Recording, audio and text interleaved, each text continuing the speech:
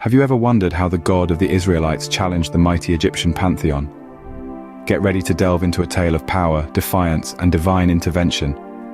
We're in Egypt, a culture-rich land steeped in widespread worship. Here, an epic face-off is destined to occur, a battle that would rock ancient Egypt, challenging their respected deities.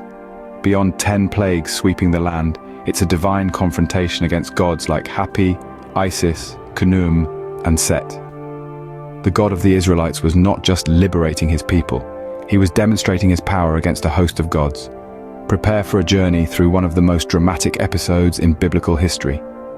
The first plague targeted the Nile, the lifeblood of Egypt. It turned to blood, a divine challenge that defied the authority of Nile deities like Hapi, Isis, and Khnum. This was not just a catastrophe, but a challenge to the god's authority as captured in Exodus 7. An epic confrontation had begun, and the Nile was only the first battlefield. Next, the land of Egypt was overrun by frogs and gnats. The frogs were everywhere, a challenge to Heket, the Egyptian goddess of birth. Then, the dust of the earth morphed into gnats infesting both man and beast, a challenge to Set, the god of desert storms. The Egyptian magicians, acknowledging defeat, declared, "This is the finger of God." Each plague was a systematic challenge to the Egyptian gods. Yet, this was just the beginning. The worst was still to come. The fourth and fifth plagues brought flies and death to livestock of Egypt. The swarm of flies, symbolizing an affront to Egyptian deities Re and Wachit, spared the Hebrews, demonstrating divine protection.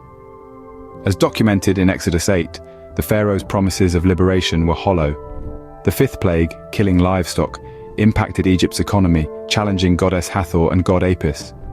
Miraculously, the Israelites' livestock was unharmed, a sign of heavenly favor as recounted in Exodus 9, yet the Pharaoh's heart remained hardened, and the confrontation continued.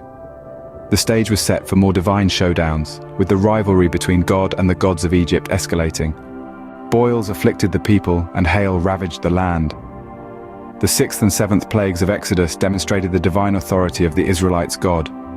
Boils challenged the powers of Egyptian gods Sekhmet, Sunu, and Isis, while hail targeted Nut, Osiris, and Set. Each plague was a powerful statement, diminishing the Egyptian gods' influence and magnifying the Israelites' gods' power. The plagues were escalating, and yet the final confrontations were still to come. The eighth and ninth plagues brought locusts and darkness upon Egypt. Delving into these plagues, they were targeted challenges against Egyptian deities. The eighth plague, locusts as cited in Exodus 10, affronted Nut, the sky goddess, and Osiris, god of crops. Locusts invaded the sky, challenging Osiris's control over crop fertility. The ninth plague, darkness, was an affront to deities like Re, Horus, Nut, and Hathor. 3 days of darkness challenged the sun god, Re and Horus. It was about demonstrating the supreme power of the God of the Israelites. The stage was set for the final and most devastating plague.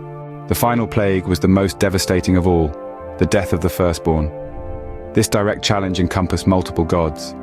Min, the god of reproduction, Heket, the childbirth goddess, and Isis, the protector of children, were all defied. The idea of the Pharaoh's firstborn deity was also questioned. The scripture narrates God's warning to Pharaoh about the impending disaster, but Pharaoh remained unyielding. Consequently, all the firstborns in Egypt were struck down, from Pharaoh's eldest to the captive in the dungeon. This revealed the God of the Israelites as the one true God, supreme over life and death. The Egyptian gods, meant to protect, were powerless. This 10th plague was the crescendo of a divine drama unfolding on humanity's stage, an epic showdown that divulged who held the ultimate power.